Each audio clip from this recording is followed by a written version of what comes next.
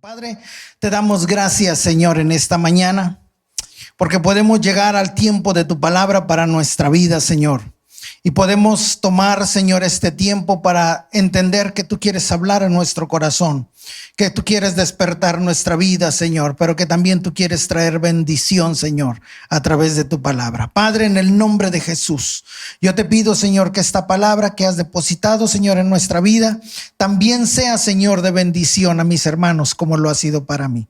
En el nombre de Jesús, yo creo que tu palabra nunca, Señor, nunca vuelve vacía, sino que hace para lo que es enviada. Todo lo creemos, Señor, en el poderoso nombre de Cristo Jesús. Amén. Amén. Bien, hermanos, me decía el pastor esta invitación y le preguntaba si tendríamos algún tema y no me quise salir de Colosenses. La realidad es que las últimas semanas hemos estado hablando de Colosenses y yo no sé si usted ha recibido mucha bendición. En lo personal he recibido mucha bendición a través de los estudios de los miércoles de conexión. Y quisiera regresar nuevamente a Colosenses y le invito a que abra su Biblia, por favor, y me acompañe en una lectura de un pasaje que ya lo leímos durante el transcurso de estas semanas, pero que cuando estuvimos viendo durante las semanas anteriores, despertó en mi corazón una inquietud por revisar un poquito más sobre ello. Capítulo número 3 de la carta del apóstol Pablo a los Colosenses. Los primeros 4 versos nos hablan de algo muy interesante. El tema de esta mañana lo escuché en voz de un predicador en una predicación que escuchaba unas semanas atrás y me llamó mucho la atención. No era él de esto que estaba hablando, él estaba hablando de otro tema. Pero me gustó mucho la expresión que él utilizó y la expresión es esta: este lado de la eternidad. Este lado de la eternidad. Me gustó. Y aunque él hablaba de otro tema, cuando estudiábamos precisamente la carta a Colosenses, encontré este pasaje que leímos en esos días. Dice la palabra: si pues habéis resucitado con Cristo, buscad las cosas de arriba, donde está Cristo sentado a la diestra de Dios. Poned la mira en las cosas de arriba, no en las de la tierra. Porque habéis muerto y vuestra vida está escondida con Cristo en Dios. Esto es maravilloso, hermano. Nuestra vida está escondida con Cristo en Dios. Nada nos puede acontecer que no esté en el perfecto control de Dios. Pensé que iba a decir amén, hermano. Pero los creyentes, eso es lo que tenemos. Nuestra vida está escondida con Cristo en Dios. Termina diciendo el verso 4. Cuando Cristo, vuestra vida, se manifieste, entonces vosotros también seréis manifestados con Él en gloria. Esta carta del apóstol Pablo a los Colosenses, como lo vimos durante el estudio de las miércoles de conexión, es una de las cartas llamadas de la cárcel. El apóstol Pablo fue tomado preso y fue llevado a la cárcel y llegó a Roma. Y estando en la cárcel en Roma, escribió algunas de las cartas. Esta carta de Colosenses es una de ellas. Pablo no fundó esta iglesia de Colosas, en la ciudad de Colosas. Él no la fundó, según los historiadores.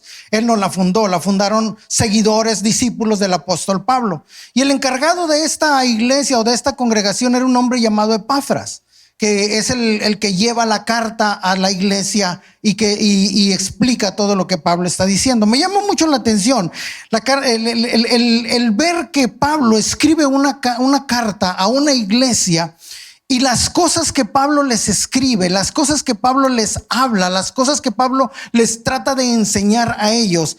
Es una carta tan llena de amor, tan llena de compasión, que el objetivo del apóstol Pablo es que la iglesia no se desvíe, que la iglesia siga hacia adelante, que la iglesia no pierda el rumbo, que la gente, que la congregación no se equivoque y cambie el rumbo para el cual Dios ha llamado al creyente. Esa es la preocupación del apóstol Pablo y encontramos por ello que la carta a los Colosenses es una carta muy nutritiva. Es una carta que si usted analiza despacio, usted lee despacio, usted va a encontrar muchas cosas porque le enseña a usted a cómo conducirse, a cómo ser ahora en Cristo, cómo cómo es que nosotros debemos de vivir ahora que estamos en Cristo. Que aunque en el pasado vivimos de una manera determinada y algunas veces muy equivocada, muy errada por causa del pecado, Colosenses trata de enseñarnos a enderezar el rumbo por el cual nosotros vivimos en el pasado. Nos trata de sacar de esa forma errónea de vivir y nos trata de enseñar cómo es que nosotros debemos de vivir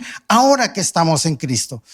Me llama mucho la atención que cuando usted sale por la mañana, ¿cuántos salen todas las mañanas a trabajar o a sus deberes? ¿Verdad que usted encuentra los señalamientos de las calles? Yo le pregunto, ¿qué haría usted si usted no obedeciera los señalamientos? Va a tener un accidente, o un policía lo va a detener. Pero se da cuenta que cuando usted observa los señalamientos y los obedece, esos señalamientos lo van a llevar seguro a su destino. Si el límite de velocidad es de 35 y usted va a 50, usted corre riesgo de dos cosas, se lo dije: un accidente o que el policía lo detenga. Y una vez que el policía lo detenga, le va a dar una infracción, un ticket, y usted lo va a tener que pagar. Y usted va a decir, ¿por qué? ¿Por qué? ¿Por qué? Pues porque no obedeció el señalamiento. Muy sencillo, es sencillo de entender. Si usted todas las mañanas sale y ya sabe la ruta por donde usted va a ir, usted tiene que saber que en una zona ya es determinada velocidad, en otra zona es determinada velocidad. Esto se llama sentido común. Sentido común. Es decir, no necesitas ir a la universidad para aprenderlo. Sencillamente te lo está diciendo el señalamiento y sencillamente tienes que hacerlo. No requieres de ir a una universidad para interpretar lo que el señalamiento está diciendo. No sé si me estoy explicando. Hay cosas muy sencillas en la palabra de Dios que no se requiere ser una persona súper espiritual. Son sencillas de entender. Y la carta a los Colosenses es una de ellas. Nos enseña cosas muy sencillas que nosotros debemos de entender y que por momento, a veces, por distracciones o formas de pensamiento que escuchamos de otras personas, tendemos a desviarnos. La intención de Colosenses es precisamente que no nos desviemos. La intención de la carta a los Colosenses es que usted y yo avancemos, que los señalamientos que nos enseña el apóstol Pablo en esta carta nos hagan llegar a nuestro destino, nos hagan llegar a un final feliz, nos hagan llegar hacia donde Dios quiere que nosotros lleguemos. Este pasaje que acabamos de leer nosotros dice buscar las cosas de arriba. Hay que buscar las cosas de arriba, pero a veces no se nos dice qué es las cosas de arriba. De eso trata en esta ocasión, que trataremos de explicarlo.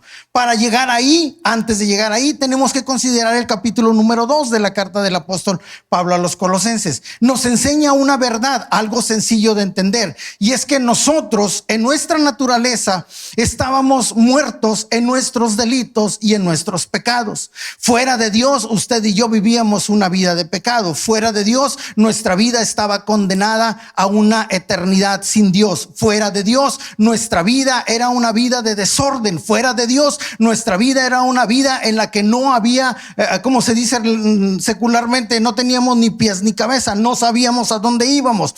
Pero cuando llega el evangelio a nuestra vida, Dios busca enderezar todas las cosas incorrectas que nosotros estábamos haciendo. Y mire lo que dice el capítulo número 2. Me gusta mucho la expresión del capítulo número 2 porque nos dimensiona lo que es que Cristo haya perdonado, haya muerto por nosotros y haya perdonado nuestros pecados. Cuando nosotros hablamos de la palabra pecado, nosotros hablamos que es la barrera que nos separa de Dios. Dios nos ama. Dios ama al hombre, pero aborrece el pecado. Dios lo ama a usted, pero si usted peca, Dios no puede tolerarlo. Quisiera decírselo de una manera más bonita, pero así es. Dios ama al pecador, pero aborrece el pecado. Y me llena tanto el corazón de leer cómo el apóstol Pablo se los explica a la iglesia de Colosas. Capítulo número 2. Y a partir del verso número 12 dice, para poder llegar a donde estamos ahorita o a donde queremos llegar, ver las cosas de arriba o buscar las cosas de arriba, tendríamos que considerar dónde estábamos antes. Dice el apóstol Pablo, sepultados con él en el bautismo, capítulo número 2, verso 12, dice, en el cual fuisteis también resucitados con él mediante la fe en el poder de Dios que le levantó de los muertos. Hasta ahí. Cuando estábamos en los miércoles de conexión, ¿cuántos se acuerdan lo que hablamos sobre ese pasaje? ¿Sí se acuerdan lo que hablamos sobre ese pasaje? Es interesante. Mire, dice, el poder que levantó a Cristo de entre los muertos. Les compartí a los hermanos lo que significa esto. Si usted va al libro de Génesis, usted se va a encontrar que Dios hizo toda la creación. Dice la Biblia, dice Génesis, dijo Dios, sea la luz, y fue la luz. Dijo Dios, sea el sol, la luna, las estrellas, y fueron. Dijo Dios, haya hierba y la tierra produzca la hierba, y la tierra produce. ¿Dice amén a ello? La Biblia lo dice, la Biblia lo enseña. Ese es el poder de Dios. Ahora, ese poder del que habla Génesis es el poder que levantó a Jesús de entre los muertos. Es el mismo poder que levantó a Jesús de entre los muertos. Lo que ningún hombre ha logrado resucitar de la muerte, el poder de Dios lo hizo en Cristo. Por eso quiero que dimensione lo que estamos leyendo. Dice el verso 12, dice, sepultados con él en el bautismo, en el cual fuisteis también resucitados con él, mediante la fe en el poder de Dios que le levantó de los muertos. Verso 13, y a vosotros, hablándole Pablo a la iglesia y por consecuencia a usted y a mí, dice, y a vosotros, estando muertos en pecados y en la incircuncisión de vuestra carne, os dio vida juntamente con él. Mire lo que dice el pasaje, perdonándonos los pecados de entre semana. ¿Dice el pasaje así? No dice el pasaje así. Sí, porque algunos piensan que el domingo voy a la iglesia a pedir perdón por los pecados de entre semana. No se trata de ello. Dice el pasaje que Cristo, que Dios, cuando levantó a Jesús de entre los muertos, y cuando usted acepta a Jesús como su Salvador y le dice, Señor, yo te acepto como mi Salvador, yo quiero que tú seas mi Salvador, te recibo, te pido perdón por todos mis pecados. Dice el pasaje que Él nos perdona todos los pecados, todos, absolutamente todos. Recuerdo la historia de es un testimonio, ese es un testimonio real, de un hombre que estuvo en la cárcel. No sé si los que son de México creo que deben de recordar las Islas Marías. Las Islas Marías fue una prisión federal, ya no lo es, pero fue una prisión federal en México, enfrente del estado de Nayarit, que era una prisión federal, y ahí iban los delincuentes más crueles a pagar las condenas de por vida o que tenían muchos años. Y el testimonio de uno de ellos que conoció a Cristo como su Salvador allí en la prisión, el testimonio fue que el Señor lo salvó ahí. Cuando se le fue a predicar el evangelio, le preguntó al predicador y le dijo, oye, ¿en verdad Dios me perdona todos mis pecados? Le dijo, sí, Dios te perdona todos tus pecados. Y le decía él, pero mira, es que yo maté a más de 65 personas, entre ellas más de 30 de mi propia familia. Y le dijo, Dios te perdona todos tus pecados. Cuando sale de la cárcel por buena conducta, ¿qué cree que hizo? Se convirtió en predicador y fue a predicar el evangelio. ¿Dios perdona todos los pecados? Sí, hermano, Dios perdona todos nuestros pecados. El pasaje lo dice de esa manera. Para poder nosotros llegar a decir, voy a buscar las cosas de arriba, tengo que entender de dónde Dios me sacó. Dios me sacó y me perdonó todos mis pecados. Verso número 14. Dice, anulando el acta de los decretos que había contra nosotros, que nos era contraria, quitándola de en medio y clavándola en la cruz. Verso 15, y despojando a los principados y a las potestades, los exhibió públicamente, triunfando sobre ellos en la cruz. Déjenme le explico el pasaje. En la antigüedad, los imperios que conquistaban a otras naciones más débiles tomaban a las naciones y a los reyes o a los gobernantes los tomaban presos y los pasaban por en medio de la plaza principal del pueblo, de la ciudad. Y el imperio que se había dominado decía, ahora nosotros somos los que vamos a gobernar y él ya no tiene autoridad. Algo similar hacían con los delincuentes. Los delincuentes se establecía más en el Imperio Romano, que es donde hay un poquito más de datos sobre lo que ellos hacían.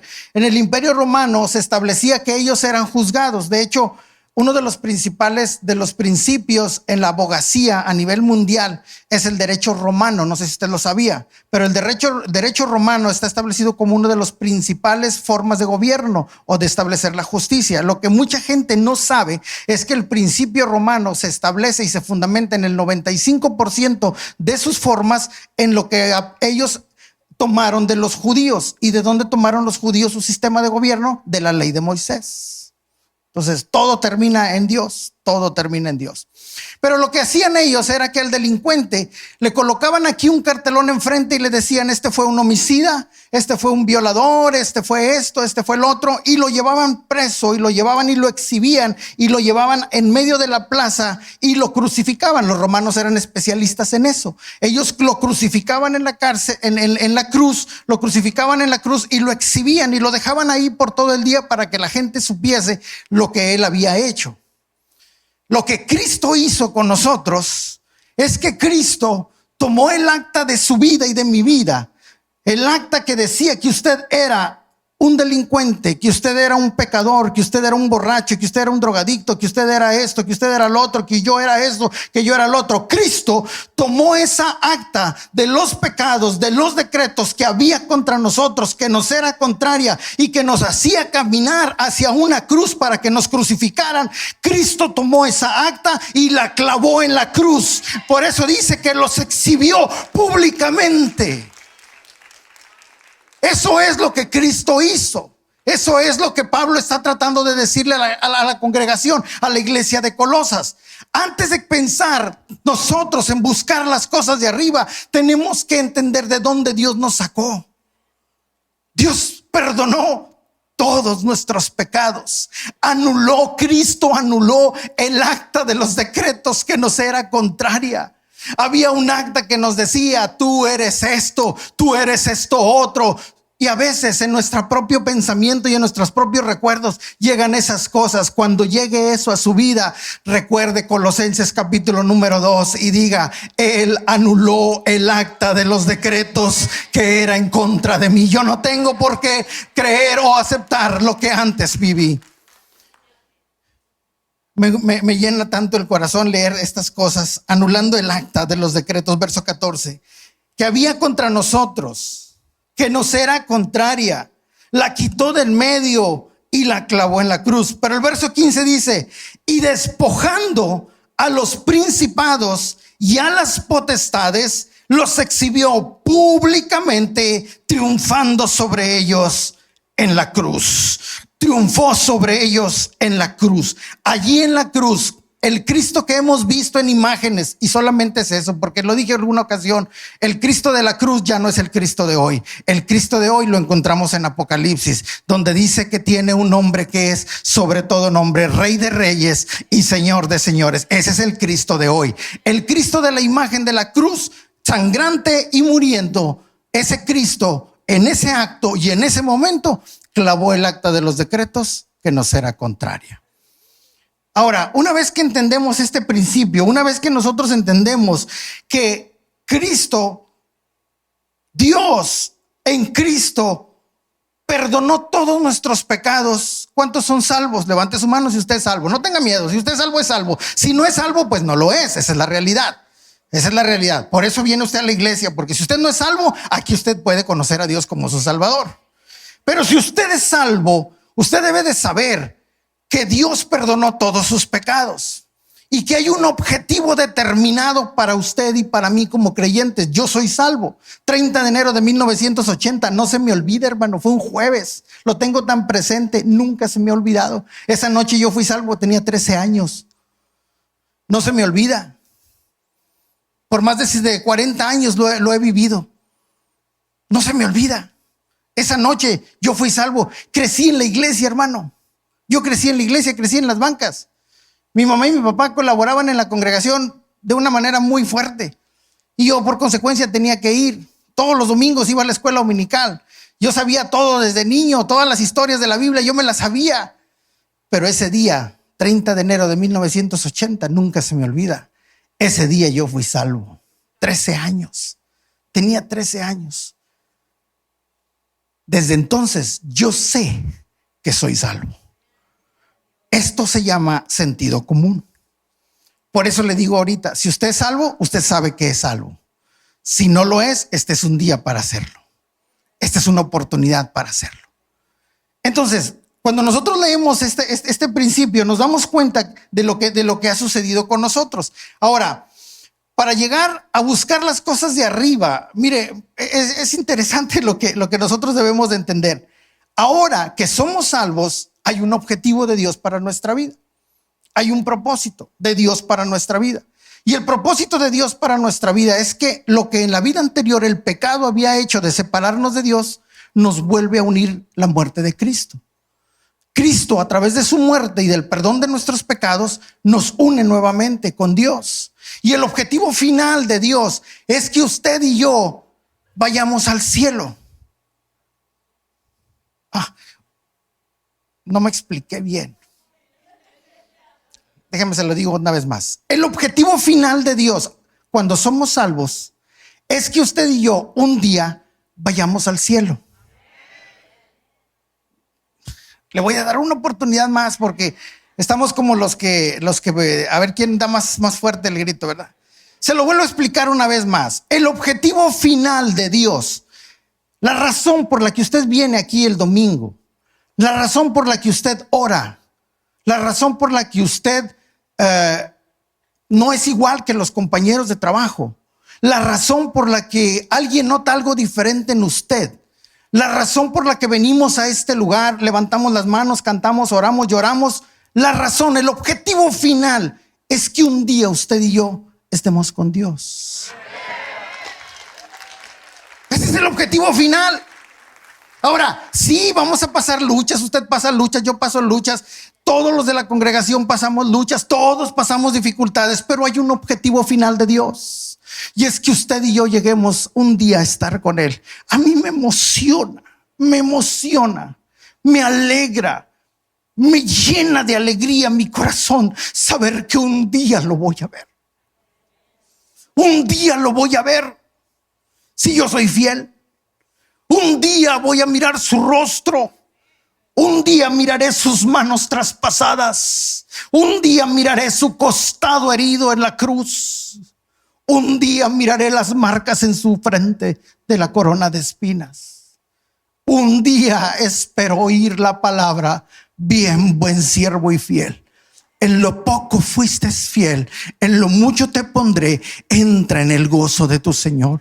Ese es el objetivo final del evangelio. Esa es la razón por la que nosotros nos esforzamos en amar a Dios, en honrar a Dios, en servir a Dios. Que un día estaremos delante de su presencia, que un día llegaremos a la eternidad con Él. Y no solamente nosotros, hermano, el deseo de nuestro corazón como familia, como padres, es que nuestros amados también estén ahí. Cuando alguien parte de este mundo y llega el momento de la separación, lo primero que yo pienso y digo: si murió en Cristo, lo vuelvo a ver. Si murió en Cristo, sé que lo voy a volver a ver. Si murió en Cristo, sé que le daré otro abrazo. Si murió en Cristo, sé que lo voy a ver. Ahora lleguemos al punto del capítulo 3. Dice: si pues habéis resucitado con Cristo, buscad las cosas de arriba, donde está Cristo sentado a la diestra de Dios. Esa expresión, donde está Cristo sentado a la diestra de Dios, es un lugar de absoluta autoridad. Es un lugar donde Dios el Padre comparte con su Hijo toda la autoridad que Dios tiene. Todo lo que Dios dice en el cielo y que su Hijo dice, Dios lo respalda. Y la Biblia nos enseña a usted y a mí que nosotros somos ahora hijos de Dios, que ahora somos llamados hijos de Dios. ¿Por qué somos llamados hijos de Dios? Por una razón muy sencilla, porque Cristo tomó el acta de los decretos que nos era contraria y la clavó en la cruz. Y ahora, en lugar de llamarnos delincuentes, borracho, drogadicto, mujeriego, de llamarnos todo ello, ahora nos llama sus hijos.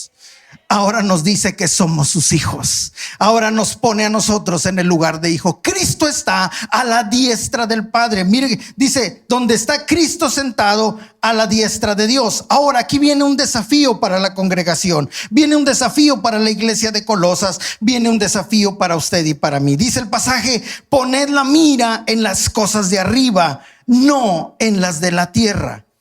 Ahora dice el verso 3, porque habéis muerto y vuestra vida está escondida con Cristo en Dios. Poned la mira en las cosas de arriba.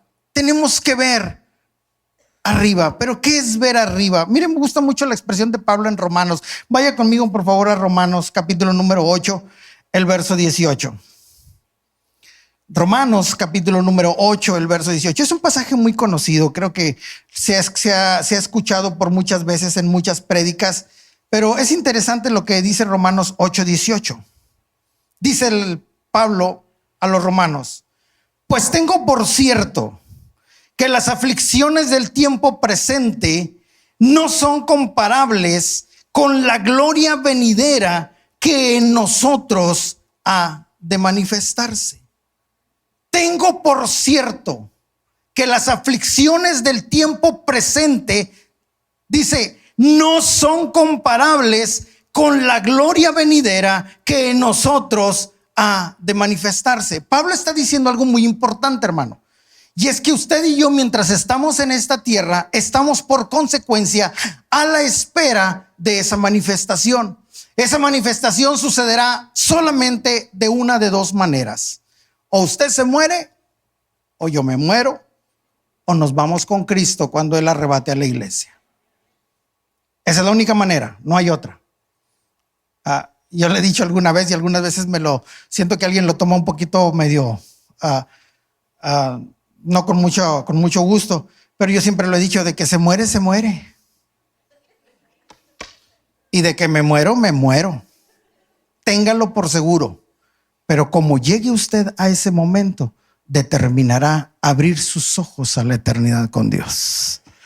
Por eso la invitación es esta, tiene que ser fiel aquí. Tenemos que ser fieles aquí en la tierra. Esto de levantarse el domingo y luego ya así tan frío que amaneció y la colcha bien a gusto y la almohada bien a gusto y de repente alguien pone ahí la taza para el café y se escucha que empieza a zumbar la taza y dice, mejor me tomo una tacita de café y me regreso a la cama. No lo haga, hermano. No lo haga. Véngase a la iglesia. Dele el tiempo a Dios, que Él ha sido muy bueno con nosotros, que Él ha sido muy bueno con usted, que Él ha sido bueno con nosotros. Pablo dice, tengo por cierto que las aflicciones del tiempo presente no son de compararse con la gloria que habrá de venir. ¿Qué glorias habla el apóstol Pablo? ¿De qué gloria habla el apóstol Pablo? Quiero que vaya conmigo a un pasaje de Apocalipsis capítulo número 21. Ahí nosotros encontramos de qué está hablando el apóstol Pablo en Romanos 8, 18. Apocalipsis capítulo número 21. Vaya por favor ahí y ubique por favor el verso 1 al verso 8. Cielo nuevo y tierra nueva. Esta es una realidad, hermano. Esta es la realidad de la eternidad. El tema, le dije esta mañana, es este lado de la eternidad. Creo que estamos entendiendo un poco este lado de la eternidad. Pero si hay un lado de la eternidad, quiere decir que hay otro lado de la eternidad. Ya ese lado es a donde Dios quiere que usted y yo lleguemos. Apocalipsis 21 del 1 al 8 dice, vi un cielo nuevo y una tierra nueva. Porque el primer cielo y la primera tierra pasaron y el mar ya no existía más. Y yo, Juan, vi la santa ciudad, la nueva Jerusalén, descender del cielo de Dios, dispuesta como una esposa ataviada para su marido.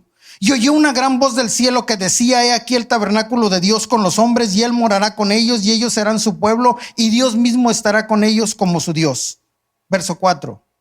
Gócese, alégrese, Diga un gloria a Dios. Porque esta es la realidad que nos espera si somos fieles. Dice, enjugará Dios toda lágrima de los ojos de ellos. Y ya no habrá muerte, ni habrá más llanto, ni clamor, ni dolor, porque las primeras cosas pasaron. Y el que estaba sentado en el trono dijo, he aquí yo hago nuevas todas las cosas. Y me dijo, escribe, porque estas palabras son fieles y verdaderas. Y me dijo, hecho está, yo soy el alfa y el omega, el principio y el fin. El que tuviere sed, yo le daré gratuitamente de la fuente del agua de la vida. El que venciere heredará todas las cosas, y yo seré su Dios y él será mi hijo. Y tengo que leer el verso 8, no lo puedo dejar fuera. Pero los cobardes e incrédulos, los abominables y homicidas, los fornicarios y hechiceros, los idólatras y todos los mentirosos tendrán su parte en el lago que arde con fuego y azufre, esta que es la muerte segunda. Ya no dijo amén, pero yo digo amén del 1 al 7. Yo digo amén, que Él enjugará todas lágrimas, que no habrá más dolor, que no habrá más muerte, que no habrá más. Eso es lo que nos espera a usted y a mí. Esa es la promesa de Dios. Ese es el objetivo final de Dios. Eso es lo que Dios desea para usted y para mí. Eso es lo que usted y yo vamos a experimentar si somos fieles a Dios. Pero ¿a qué se refiere buscar las cosas de arriba? ¿A qué se refiere? ¿A qué más se refiere? Capítulo 22, ahí mismo enseguida. Capítulo número 22. Mire lo que dice el verso del 1 al 7. Después me mostró un río limpio de agua de vida, resplandeciente como cristal, que salía del trono de Dios y del Cordero en medio de la calle de la ciudad. Y al uno y a otro lado del río estaba el árbol de la vida, que produce 12 frutos, dando cada mes su fruto. Y las hojas del árbol eran para la sanidad de las naciones, y no habrá más maldición, y el trono de Dios y del Cordero estarán en ella, y sus siervos le servirán, y verán su rostro, y su nombre estará en sus frentes. No habrá allí más noche, y no tienen necesidad de luz de lámpara ni de luz de sol, porque Dios el Señor los iluminará, y reinarán por los siglos de los siglos. Esa es promesa de Dios. Verso 6, y me dijo, estas palabras son fieles y verdaderas, y el Señor, el Dios de los espíritus de los profetas, ha enviado su ángel para mostrar a sus siervos las cosas que deben suceder pronto. He aquí, vengo pronto. Bienaventurado el que guarda las palabras de la profecía de este libro. Él viene pronto. Bienaventurado el que guarda las palabras. Mire, hermano, yo lo estoy consciente, yo siempre lo digo, a la iglesia entra mucha gente. Algunos son creyentes fieles. Y no se ofenda, no se ofenda. Por favor, no se ofenda. ¿Me promete que no se ofende? Sí, me promete que no se ofende. A la iglesia entra mucha gente. Entran creyentes fieles, pero también entran simpatizantes. Gente que se siente bien. ¿Qué es más? Que se sienten incómodos si no van el domingo a la iglesia. Pero déjeme decirle que ese no es el objetivo de Dios, sentirnos bien. El objetivo de Dios es que usted y yo tengamos bien claro que un día Él quiere llevarnos a la eternidad con Él y pasar toda la eternidad por los siglos de los siglos a su lado. Ese es el objetivo de Dios. Ese es el deseo de Dios. El capítulo número 22, versos 20 y 21, dice, el que da testimonio de estas cosas dice, ciertamente vengo en breve. Amén. Si ven, Señor Jesús. La gracia de nuestro Señor Jesucristo sea con todos vosotros. Y la iglesia dice,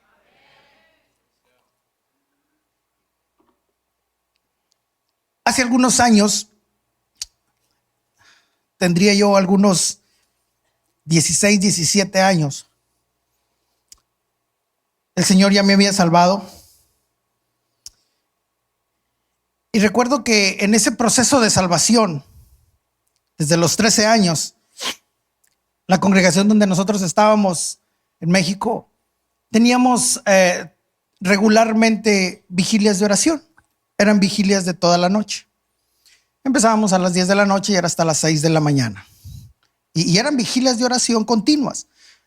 Había alabanza, había adoración, pero lo fuerte era oración. Y algunos, la verdad, sí se quedaban dormidos. Esa es la verdad. Sí se quedaban dormidos. ¿Para qué decir que no? Si la verdad es que sí. Y en esa búsqueda, hermanos, nosotros empezamos a crecer en ese ambiente. Lo digo estoy hablando de mi persona. Crecíamos en ese ambiente. Continuamente íbamos a las vigilias de oración, estábamos en las actividades de la iglesia. Pero uno de los deseos más grandes de mi corazón era ser bautizado con el Espíritu Santo, hablar en otras lenguas. Ese era uno de los deseos más grandes que yo tenía. Y en esa búsqueda, tenía yo 17 años, si mal no recuerdo.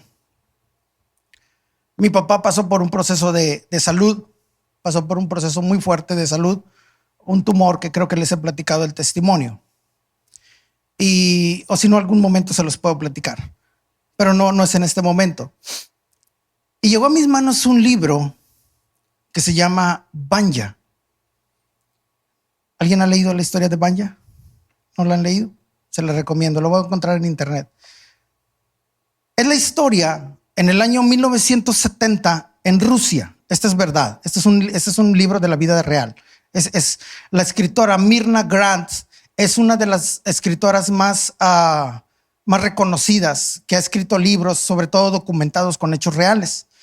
Y esta es la historia. Banja es la historia de un joven recluta en la Unión Soviética en el año 1970. En el año 1970, en la Unión Soviética, el servicio militar era obligatorio. Y este muchacho llegó a los 18 años y tuvo que ir al servicio militar. Este muchacho era cristiano. Y cuando llegó al lugar donde lo habían citado para iniciar su servicio militar, el primer día de la reunión llegaron en la noche y al otro día los sonó la trompeta y tenían ellos que estar ahí, y él llegó tarde a la formación. Y cuando llegó a la formación, el coronel que estaba a cargo del grupo le dijo: ¿por qué llegó usted tarde? Y le dijo, su nombre es Iván Moiselev Vasilevich. Ese es el nombre de él, pero es mejor conocido como Banja. Y le dijo: Iván, ¿por qué llegó usted tarde? Iván le dijo: es que estaba orando. Y el coronel abrió los ojos y le dijo: ¿cómo es que está usted? ¿Qué estaba usted orando? ¿A quién estaba usted orando? Dice: al Dios de los cielos. La historia se la voy a resumir. A causa de su fe, los oficiales lo obligaban a él a renunciar, siendo un país ateo y teniendo prohibido la predicación. En la Constitución estaba el derecho a la libertad religiosa, pero en la práctica no estaba permitido hablar de Dios. Y los oficiales se encargaron durante los meses siguientes de no permitirle a él que hablara de Cristo. Y él nunca negó la fe en Cristo. Lo torturaron, lo maltrataron, hicieron muchas cosas con él. Lo llevaron a una parte de Rusia que se llama Siberia. Si usted ha oído de Siberia, es una de las partes más frías del planeta. Y ahí siguieron torturándolo. Lo mantenían por noches completas a más de 25 grados centígrados de temperatura, bajo cero.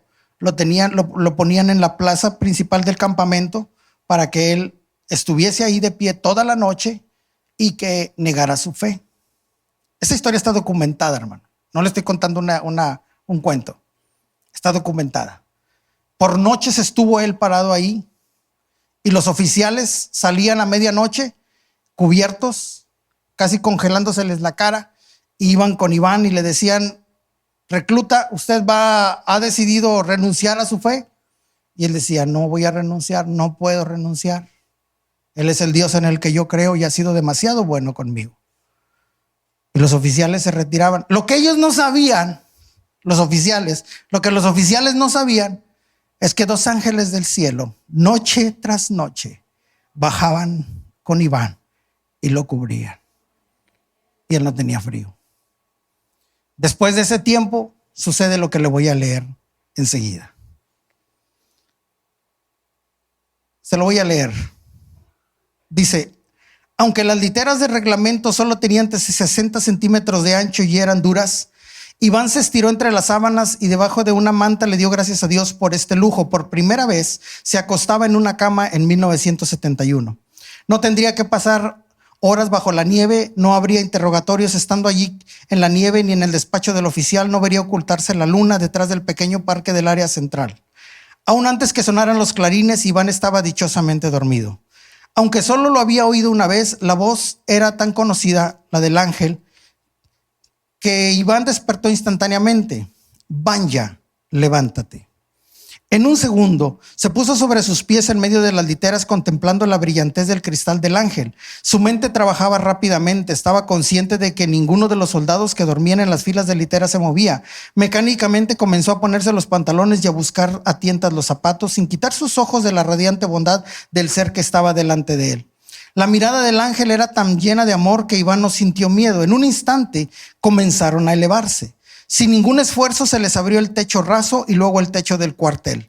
Iván y el ángel volaron a través del tiempo y del espacio a otro mundo. La tierra estaba alta y frondosa y parecía extenderse hasta el mismo horizonte de ese planeta desconocido. Era un color verde y fresco atolondrado. Iván siguió al ángel y después de lo que pareció ser un largo tiempo llegaron a un arroyo. Sus aguas eran tan claras como el cristal, de tal modo que Iván pudo ver el lecho del arroyo. La brillantez del agua le encandilaba los ojos. El ángel pasó sobre el arroyo sin ningún esfuerzo y cuando Iván retrocedió, se devolvió a preguntarle: ¿por qué temes, Vanya? La voz era tierna y no tenía prisa. Inexplicablemente un horror de serpientes había entrado en la mente de Iván. Serpientes, respondió. Al decir esta palabra, su mirada se movió a través de la alta hierba que estaba debajo de sus pies. La extrañeza de lo que estaba sucediendo se apoderó de él con un temor irracional. Aunque el ángel estaba a distancia de él, Iván oyó su voz como si la radiante criatura estuviera de pie a su lado. No temas, estás conmigo. Aquí no es como en la tierra, aquí no hay serpientes. Tan súbitamente como le había llegado, así le abandonó el temor. E Iván se movió fácilmente sobre el arroyo en la brillantez de aquel mundo. Todo detalle de las hojas de la hierba y de los pétalos de las flores se destacaba como si estuviera iluminado por un reflector. Las formas de la corteza de los árboles eran indescriptiblemente bellas. La extensión de las ramas era profundamente elegante, tan luminosa que parecía que la luz se derramaba desde dentro de cada árbol. Instintivamente Iván levantó sus ojos hacia el cielo y mirando en todas direcciones no había sol. Cuando él volvió sus ojos hacia el ángel, la forma de otro ser estaba junto a él. Esta era más exaltada y al mismo tiempo de algún modo más amable en su fulgor que del mismo ángel. En cierto sentido el ángel parecía hacer que se notara la diferencia. Iván reconoció que esta criatura era el apóstol el apóstol Juan. Por medio del ángel, el apóstol se comunicó con Iván. Este se quedó transfigurado, su mente absorbía cada palabra santa. Una serie de 3 seres seguían al apóstol. De algún modo misterioso, Iván reconoció que eran David, Moisés y Daniel.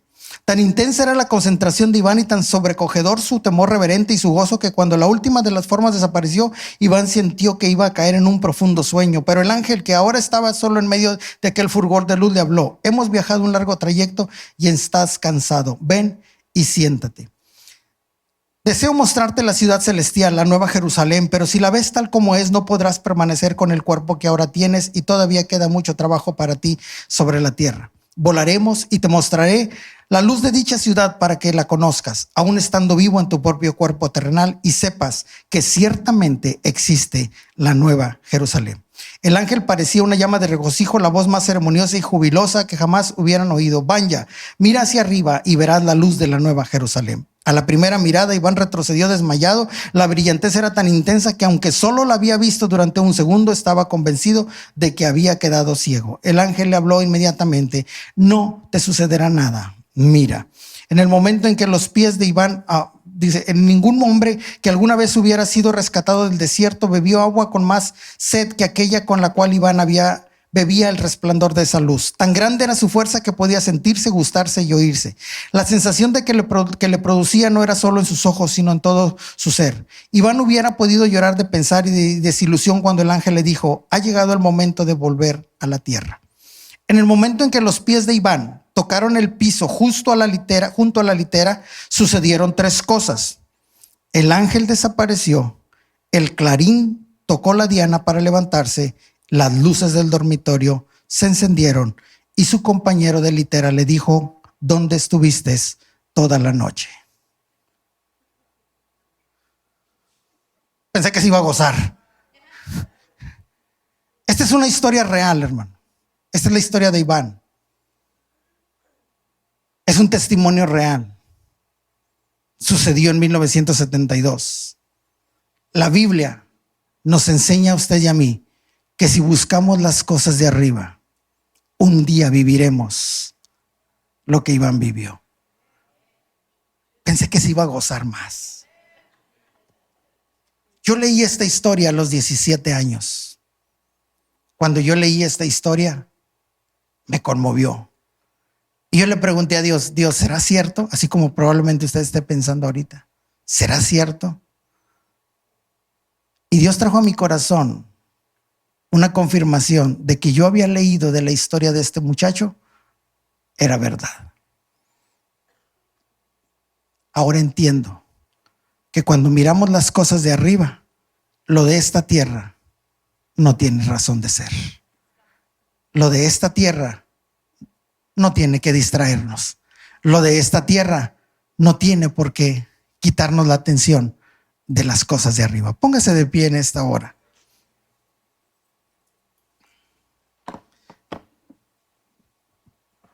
Esta carta del apóstol Pablo nos enseña principios tan importantes.